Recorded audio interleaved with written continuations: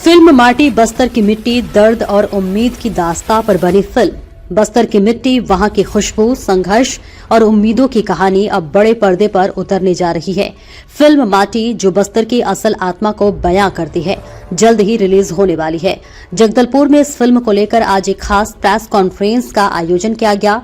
Film माटी के निर्देशक अविनाश प्रसाद, निर्माता संपत झा और फिल्म से जुड़े कलाकारों ने पत्रकारों के साथ अपने अनुभव साझा किए।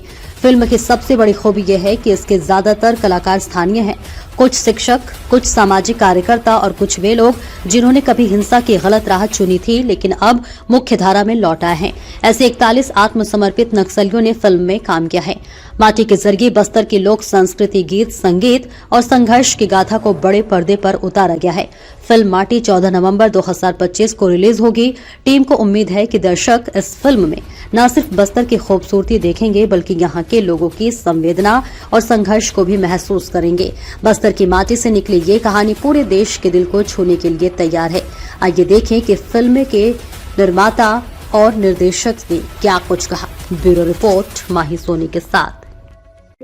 देखिए, चंद्रिका फिल्म प्रोडक्शन के बैनर तले संपत झा जी के निर्माण में और उनकी कथा पर मैं अविनाश प्रसाद, मैं इस फिल्म का निर्देशक हूँ और हमारी टीम, हम लोगों ने एक फिल्म बनाई है, छत्तीसगढ़ी फिल्म जिसका नाम है माटी।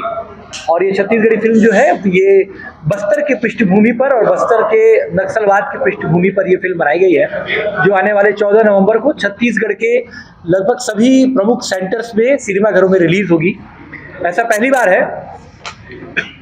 बार है जब बस्तर के कलाकारों के द्वारा और बस्तर के टेक्नीशियंस के द्वारा बस्तर में ही एक सिनेमा स्कोप फिल्म बनाई गई है जिसे संपूर्ण छत्तीसगढ़ में रिलीज किया जा रहा है। तो सिनेमा के क्षेत्र में बस्तर के लिए, बस्तर वासियों के लिए, बस्तर के कलाकारों के लिए एक लंबी छलांग है।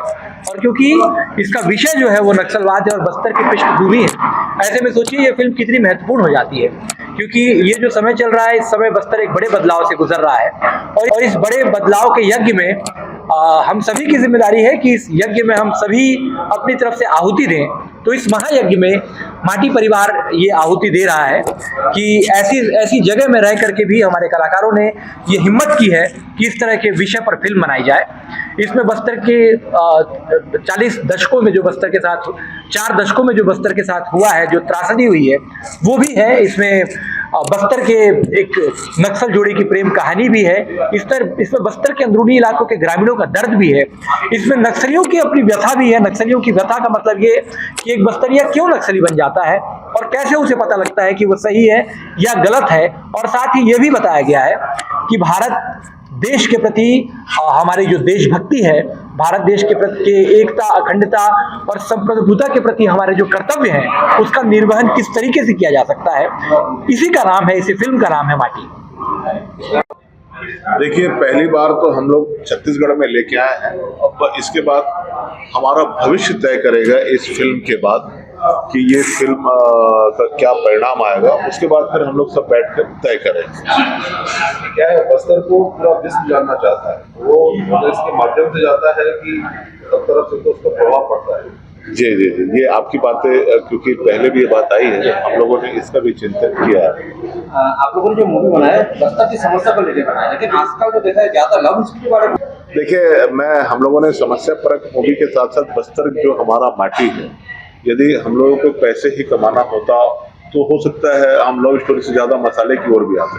लेकिन जो बस्तर की स्थिति, जैसे आप लोगों ने बताया, और देश दुनिया में ये इत्तेफाक देखिए कि अभी बस्तर को लेकर पूरी देश देख रही है। जैसा कि आदरणीय देश के गृह मंत्री जी ने भी घोषणा किया है नक्सल मुक्त करने का, लेकिन हमारे पिक्चर की पटकथा 6 साल पहले लिखी गई और 6 साल कंप्लीट हो गया और पिक्चर अब हमारे रिलीज के समय पे है।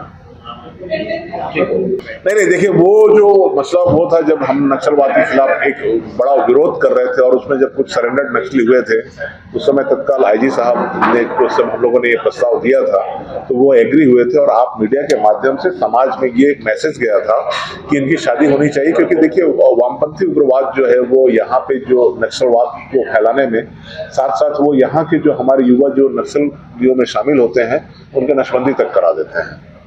तो वो भी एक बड़ा अच्छा था, जिसमें मुझे ध्यान आ रहा है कि 40 से 50 हजार समाज के लोग सड़क पर आकर उस शादी का स्वागत किए थे। वो एक सामाजिक दायित्व था जो उस समय हम लोगों ने आंदोलन का एक हिस्सा लेके हम उसमें शामिल हुए थे।